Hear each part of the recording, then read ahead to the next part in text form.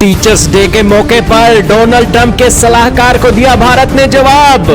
ब्राह्मणों के ऊपर टिप्पणी करने पर भारत बोला कि हम उन्हें अस्वीकार करते हैं। ये बयान गलत और भ्रामक। जी हां दोस्तों, भारत के ऊपर अमेरिकी राष्ट्रपति ट्रंप और उनके सलाहकार पीटर नवारो अपनी टिप्पणियों पर टिप्पणियां कर रहे हैं।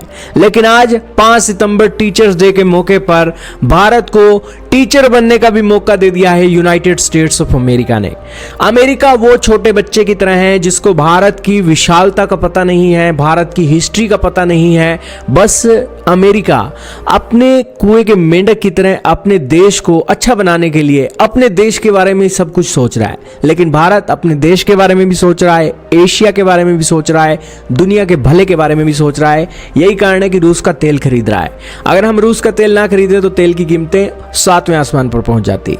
खैर, भारत द्वारा रूस से तेल आयात करने के मामले में पीटर नवारो ने भारत के ऊपर एक जबरदस्त आरोप लगाया था।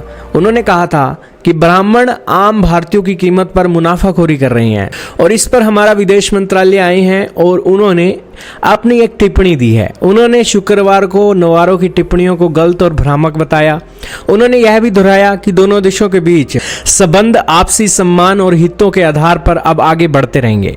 पीटर नवारो के बयान पर रणधीर जायसवाल ने कहा कि हमने नवारो के गलत और भ्रामक बयानों को देखा है, हम उन्हें अस्वीकार करते हैं। हमने पहले भी इस बारे में बात की थी।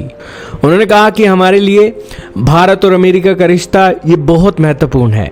दोनों देश एक व्यापक वैश्विक रणनीतिक साझेदारी साझा करते हैं जो हमारे साझा हितों, लोकतांत्रिक मूल्यों, मजबूत जन जन संबंधों पर आधारित है। इस साझेदारी ने कई बदलावों और चुनौतियों का सामना किया है।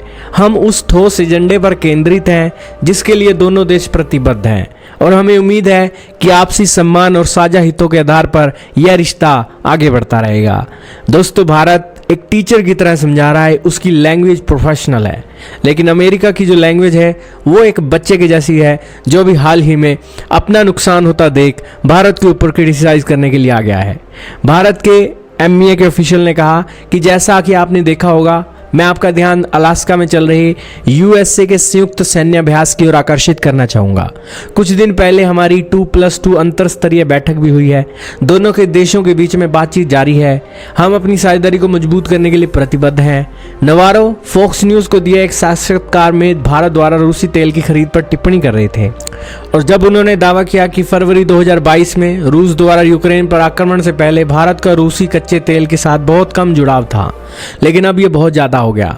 उन्होंने कहा कि क्या हुआ, रूसी रिफाइनरियां भारत की बड़ी तेल कंपनियों के साथ गठजोड़ कर बैठी हैं। पुतिन मोदी को कच्चे तेल पर छूट देते हैं, वे इसे रिफाइन करते हैं और यूरोप, अफ्रीका और एशिया में भारी प्रीमियम पर बेचते हैं और खूब पैसा कमाते हैं। उन्होंने आगे आरोप लगाया, भारत क्रेमलिन के लिए एक धोबी घर के अलावा कुछ नहीं है, यह यूक्रेनियों को मारता है। उन्होंने आगे कहा, मैं बस इतना कहूँगा कि भारतीय लोग कृपया समझे कि यहाँ क्या हो रहा है। ब्राह्मण भारतीय लोगों की कीमत पर मुनाफा कमा रहे हैं, हमें इसे रोकना चाहिए। खैर, भारत के एक एमईए के ऑफिशियल ने बता दिया है कि आप अभी बच्चे हो। अमेरिका आपकी स्टेटमेंट भी बच्चों जैसी है। हम एक टीचर्स की तरह आपको टीचर्स डे पर एक कमेंट कर रहे हैं कि ऐसी कोई भी बात नहीं है, आप कृपया अपनी स्टेटमेंट को सही करें। आप क्या कहना चाहोगे दोस्तों? भारत के एमईए के ऑफिशियल ने बड़ा शानदार जवाब दिया और आज टीचर्स डे 5 सितंबर को मनाया जाता है भारत के former president doctor Sarvepalli Radhakrishnan ji के जन्मदिन के मौके पर। आप क्या कहना चाहोगे? कमेंट में जरूर बताइएगा।